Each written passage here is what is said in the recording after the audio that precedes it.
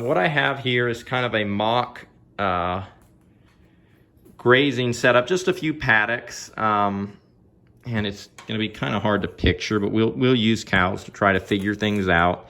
And what I want to use this for, the moral of this is a few things I want to prove or show. One is that gates at water points really do help whenever possible. Cows hate U-turns, and the grazing sequence for your paddocks can simplify this. And these are things, like, again, original question somebody asked me was, how do you set up your grazing plan? How do you, how do you move cattle alone on a long solo cattle drive? I can't, give you a canned recipe. I'd have to see your farm and your context to tell you. I can't just give it all to you in a bottle. But I'm going to give you an example, and then you may say, okay, I see how I would do that on my farm or ranch. So let's say we've got these, we're in a far corner of your farm, and your animals are coming in here. They're entering from this direction, and they're coming into paddock 1. And we have a water point right here on one of your cross fences. And we also have another water point up here, and we're trying to decide how we want to graze this out. When we leave, the next paddock we're to come to is here. What's the best sequence to go through these paddocks?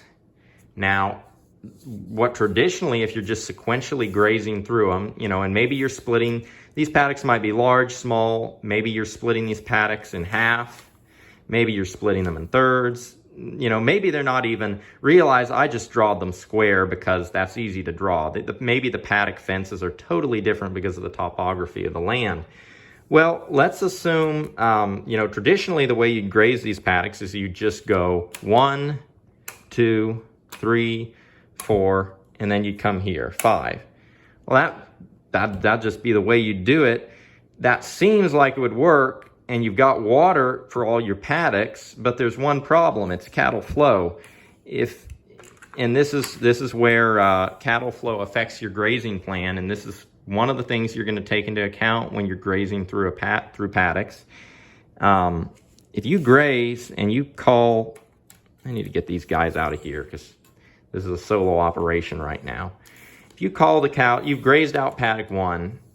If you call the cows into paddock 2 here, they move on through, they graze it fine, and then you go ahead and call them into paddock 4. Again, they're just going to come straight on through because you're going to call them right here through the gate. The water point and the gate are here. That's going to work great, and they're going to come on straight through here, and that's going to be fine.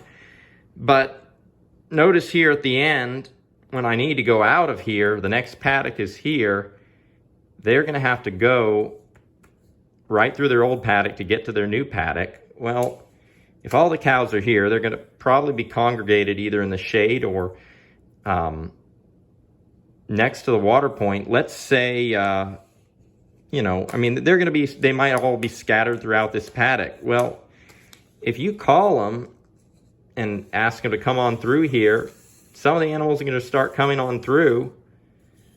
But you've got to, and you don't have a gate here, you've got a creek here.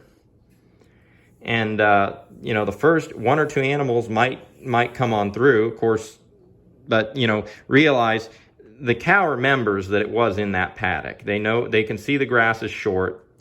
I mean, I say they can remember it. Memory isn't that good, but they know they've grazed this paddock. They know there's nothing in here. Even if you got a lane set up, they may not want to come through. And maybe the right situation generally would be to have a fence right here because the water point is where your animals are naturally going to congregate. You'd want to move them on through here, and then they'd come straight into the paddock. But maybe, your water point is a pond with a rock skirt on either side, and you've got a ditch here or whatnot, and so that's why your fence is the way it is. So if you call them on through to the next paddock and you had to let them through this gate up here, there's a good chance that last cow or that last group of cows is going to just come right up to the fence and sit there and balk. And you've got a creek here, maybe this is also your perimeter fence. And so your problem here is I mean, there's a lot of ways of looking at it, but maybe your fence setup has to be the way it is. The problem is you graze the paddocks incorrectly. So, what would have been better is instead of grazing in a circle like this, it'd have been better if you started, you can start here because that's where you came in at, and you can go to this second paddock, but instead of continuing in the circle going around, you can call the cows across to here and they're coming in a straight line, graze out this paddock. Then you can call them straight up into here. Again, they're going in a straight line, and then you can call them here. You just have the gates closed there. They're going to come straight on through, and they're coming straight on. Flow is straight. You call them, they follow in a straight flow right into the next paddock. They hate U-turns. You got animals going in a turn like this. On a map, it looks simple, but in reality, that last cow is going to see all the animals going, and it thinks it should go across through there. And at the end of the day, gang, the cow's vote is what counts. A lot of these things you'll just pick up as you do them. You'll figure out what works for the animal and what doesn't. It's best to just work with the animal. If it wants to do things a certain way, I mean, if an animal is running through a fence instead of going around, maybe the fence is in the wrong place. Maybe it's not the dumb animal's fault. So, if that's how you would graze it out, with the water points where they are and the fence points where they are, kind of like I just wrote the numbering system for myself to remember, 1, 2, 3, and 4, and then bring them out down through there. And the only reason I did the grazing plan that way is it took the least amount of labor for one person. Now, there's a couple other ways you can handle this. If you had the animals, you'd grazed everything out, and you were trying to make that U-turn, if you have another person or two, you can leave a person or two in the back of the paddock to drive them up. You can call them on through, and you might be able to get it to work. It might still be hard, but it'll probably work if you've got that extra person. And that works. Another option is, if you made the mistake, you've got to go to this paddock here. Another option would be, and this seems ridiculous, but let them into one of the old paddocks to get all the animals through. I mean, if they're trained to call, they'll come, and then just circle back around, close this gate, and then you can call them in a straight line. But ask me how I know that if you just keep on trying to call them, they aren't going to come around. Animals do not like U-turns and long J-turns. They just don't work for the animal. Anyway, I'm kind of getting to the end of what I've done here. I forget who originally asked me to do a video on how you do solo cattle drives and move animals when you're by yourself. It's perfectly doable. It really is about the setup. And somebody also asked about a grazing plan, and I can't really give you anything in a bottle.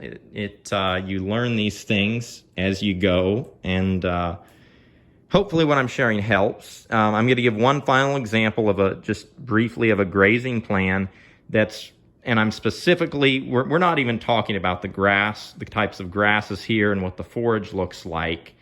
We haven't even gone to that. All of this is focused primarily on cattle flow and doing it alone because those were the specific questions asked. I mean, so there's way more that goes into a grazing plan than just simplifying these things. But if we're talking about cattle flow, ease of movement, you're doing everything by yourself.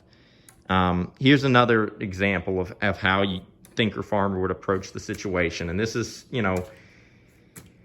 again, the paddocks may not be square. This is just the principle and the main principle here I'm trying to illustrate is you've got to leave yourself some grass to come back to if you're starting from a central point. If your farm has a central hub, don't graze your central hub out and work your way around. Leave something to come back to so you don't have to make a drive through. It'll simplify your fencing, etc.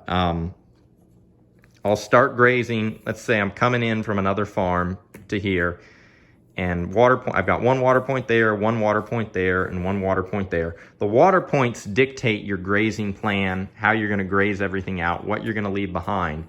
I'll graze this paddock. I won't graze the whole thing out. Maybe I'll graze, since it's a central part of the farm, so I'm just going to graze 2/3 of it, this part right here, and then I'm going to graze this, graze right through here.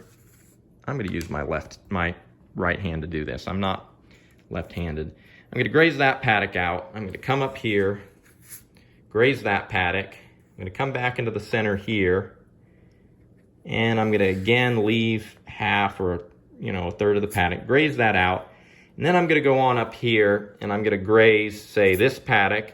And maybe, at this point, I've looked at the weather forecast 4 days ahead of time, and I can see there's rain and sleet coming. Maybe we could be winter time, or maybe it's summer and it's really hot. And I know because of the conditions, I've got a forest here, a tree line. I was going to move in a circle, but I'm going to cross over here and I'm just going to graze this paddock out. And then I'm going to, once the weather's cleared off, the rainy or inclement weather's gone, and I'm not as concerned about shelter, I'll graze this one, I'll graze this one. And guess what? I don't have to make a cattle drive across these two paddocks because I've left myself something. And so, this is common sense. These are simple things, but, leaving yourself a half a paddock, to come back to can shorten a cattle drive or prevent you from having a long cattle drive. If you're having to do a 2-mile long I can't imagine, well, I can. If you're having to do a 2-mile cattle drive by yourself, that's going to be really, really tough. But if you've broken it down and you've got grass along the way, your animals can work with you on that. And I don't view solo cattle drives in their own way are not solo. If the animals are working with you and that's how you view things, you always have somebody you're with. So anyway, I hope those videos are useful, helpful with anybody, people that ask the questions. And with that, blessings for the journey, gang, and keep it real.